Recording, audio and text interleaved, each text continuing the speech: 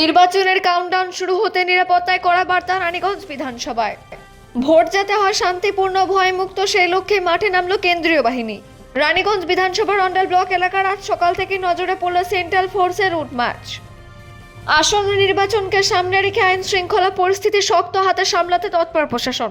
জওয়ানরা এলাকার বিভিন্ন স্পর্শকাতর বুথ ও গুরুত্বপূর্ণ পয়েন্ট ঘুরে দেখেন। তাদের উপস্থিতিতে সাধারণ মানুষের মধ্যে বাড়তি আস্থার সঞ্চার হয়েছে বলে মত স্থানীয়দের।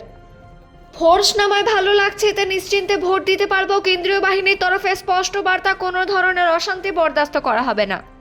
সাধারণ ভোটারদের নির্ভয় ভোট কেন্দ্রে যাওয়ার আহ্বান জানানো হয়েছে। প্রশাসনিক সূত্রে দাবি, নির্বাচনকে স্বচ্ছ ও নিরপেক্ষ রাখতে নজরদারি জোরদার করা হয়েছে। গুজব রটানো বা বিশৃঙ্খলা তৈরির চেষ্টা হলে নেওয়া হবে কড়া ব্যবস্থা। ভোটের দিন যত এগিয়ে আসছে ততই বাড়ছে নিরাপত্তা বলে গণতন্ত্রের উৎসব যাতে নির্বিঘ্নে সম্পন্ন হয় সেদিকে এখন নজর প্রশাসনের। অন্ডাল থেকে আজিত মেসা, রিপোর্ট নিউজে।